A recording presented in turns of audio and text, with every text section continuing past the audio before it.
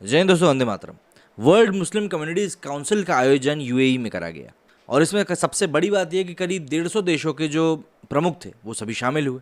और यहाँ पर जो चर्चाएं हुई हैं वो चर्चाएं वाकई में आप सुनने लायक हैं, क्योंकि यहाँ पर कुछ ऐसी बातें कही गई हैं कि अगर दुनिया भर के समुदाय उसको फॉलो करने लगे तो शायद दुनिया भर में शांति अपने आप कायम होने लगेगी। एक तरफ से तो संयुक्त अरब अमीरात में वर्ल्ड मुस्लिम कम्युनिटीज काउंसिल के चौथे वार्षिक सम्मेलन का आयोजन किया गया। इस बैठक में करीब 150 से ज़्यादा देशों के प्रतिनिधि शामिल हुए।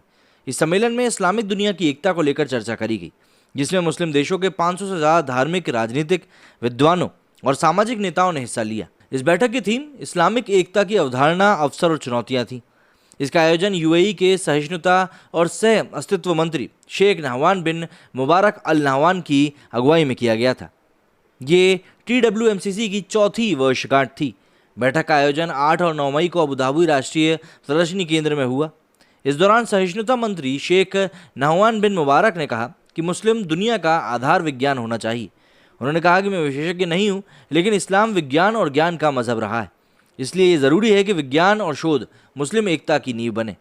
इस दौरान मिस्र के धार्मिक मामलों से जुड़े मंत्री डॉक्टर मोहम्मद मुख्तार गोमा ने इस बात पर जोर दिया कि मुस्लिम दुनिया 2 श्रेणियों में बटी हुई है। एक दुनिया तार्किक है, जबकि दूसरी दुनिया काल्पनिक, जिसका दुरुपयोग चरमपंथियों और आतंकवाद के लिए हो रहा है। विशेषज्ञों ने तर्क दिया कि देशभक्ति और अपने देश के प्रति वफादारी मुस्लिमों को एक झंडे के नीचे एक खिलाफत में एकजुट करने की अवधारणा को तोड़ना चाहिए, जैसे कि विस्तारवादी, अतिहिंसक, आतंकवादी समूह ISIS बनाने की मांग कर रहा है। जाहिर सी बात है, स्थानीय मीडिया की रिपोर्ट के मुताबिक डॉक्टर मोहम्मद मुख्तार गोमा ने कहा कि एक मुस्लिम दुनिया की अवधारणा पर 2 विचार हो सकते हैं। पहला तार्किक, जिसका कि प्रतिनिधित्व इस कॉन्फ्रेंस के माध्यम से किया जा रहा है, और दूसरा असंभव और काल्पनिक, जिसका दुरुपयोग चरमपंथी और आतंकवादी समूह कर रहे हैं, जिनका मकसद पूरी मुस्लिम दुनिया को एक झंडे और एक देश के अंदर लाना है, जो कि आज के टाइम में पॉसिबिलिटी नहीं है। उन्होंने कहा कि आज के समय में एक नवनिर्मित देश के अंदर असंभव एकता की कामना करने से ज़्यादा अपने अपने राष्ट्र, उसकी धरती और झंडे के प्रति वफादारी होना ज़रूरी है।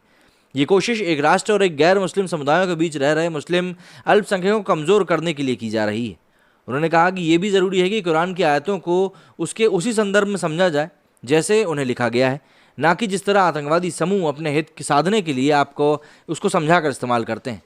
मोहम्मद मुख्तार ने कहा कि एक मुस्लिम को उस देश का सम्मान करना चाहिए जहां वो रहता है, चाहे मुस्लिम बहुल देश हो या वहां पर मुस्लिम माइनॉरिटी में हो। इसके अलावा फतवा, हालात, जगह और समय से बदलना चाहिए। इंटरनेशनल लेवल पर हमें समन्वय के जरिए इस्लामिक एकता दिखानी चाहिए। जो भी कुरान जला रहे हैं उनका सामना हम मजबूती से करेंगे। हमारे मज़हब का लोग तब तक आदर नहीं करेंगे जब तक हम अपने जीवन में सफल नहीं होंगे। हमें उन अतिवादियों से भी लड़ना होगा जो इस्लाम का गलत तरीके से इस्तेमाल करते हैं। ये पूरी तरीके से इम्पॉसिबल है कि सभी देशों के मुस्लिम एक ध्वज, एक देश और एक शासक के नीचे आएँ।